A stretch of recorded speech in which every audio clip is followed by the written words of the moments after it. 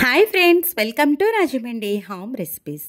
ఈరోజు మన ఛానల్లో నేను చూపించబోయే రెసిపీ కారా పొంగల్. దీన్ని వెన్ పొంగల్, కట్ పొంగల్ అంటారు. తమిళనాడులో స్పెషల్గా చేసుకునే రెసిపీ. దేవీ నవరాత్రుల్లో అమ్మవారికి కూడా ఎంతో ప్రీతికరమైనది ఈ కట్ పొంగల్.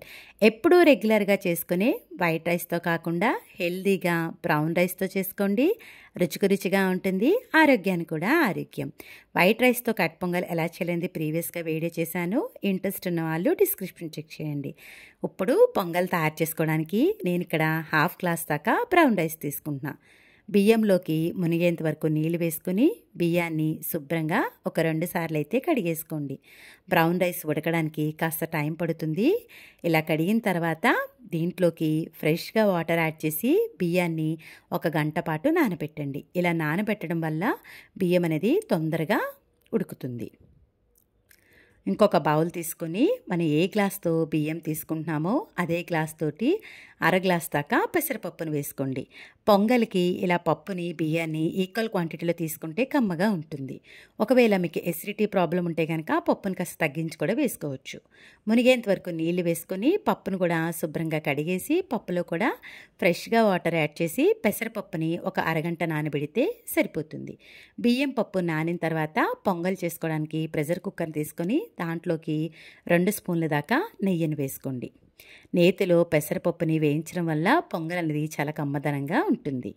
నానిన పెసరపప్పుని ఒకసారి కడిగిన తర్వాత వాటర్ లేకుండా స్ట్రెయిన్ చేసి ఓన్లీ పెసరపప్పుని మాత్రమే వేసుకోవాలి. ఇలా మొత్తం పెసరపప్పు అంతా కూడా వేసేసిన తర్వాత బియ్యం కూడా నానిపోయింది కదా, బియ్యాన్ని కూడా ఒకసారి శుభ్రంగా కడిగేసి వాటర్ లేకుండా స్ట్రెయిన్ చేసి ఈ పప్పులోకి బియ్యాన్ని కూడా వేసేసుకోండి. ఇలా వేసిన తర్వాత స్టవ్ ఆన్ చేసి ఫ్లేమ్ని హై ఫ్లేమ్లో పెట్టుకుని 5 నిమిషాల పాటు బియ్యాన్ని పప్పుని నేతిలో వేయించండి. ఇలా నేతిలో వేయించడం వల్ల పొంగల్ అనేది చాలా కమ్మగా ఉంటుంది. చూస్తున్నారు కదా, ఇలా 5 నిమిషాల పాటు నేతిలో వేయించిన తర్వాత కమ్మటి వాసన వస్తుంది. నేను ఇక్కడ 1/2 గ్లాసు బియ్యం, 1/2 గ్లాసు పెసరపప్పు తీసుకున్నాను కదా, దీనికి నేను ఇక్కడ 3:30 దాకా నీళ్ళైతే వేసుకుంటున్నా. మనం రెగ్యులర్గా వేసేటట్టు కాకుండా వాటర్ కాస్త ఎక్కువగా వేసుకుంటేనే పొంగల్కి అన్నం మెత్తగా ఉడికి బాగుంటుంది.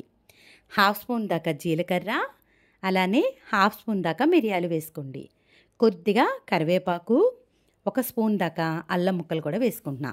అన్నం ఉడికేటప్పుడే ఇలా అన్నీ వేసుకోవడం వల్ల అన్నానికి ఆ ఫ్లేవర్ పట్టి చాలా బాగుంటుంది. టేస్ట్కి సరిపడా సాల్ట్ కూడా వేసుకొని గరిటెతోటి ఇదంతా కూడా బాగా కలిసేలాగా కలిపేసుకోండి.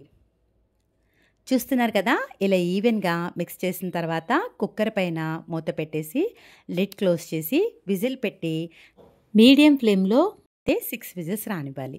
రెగ్యులర్ రైస్కి అయితే కనుక 4 విజిల్స్ రానిస్తే సరిపోతుందండి. బ్రౌన్ రైస్ కదా, ఇది మనకి మెత్తగా ఉడకదనమాట. 6 విజిల్స్ అయినా రానివ్వాలి.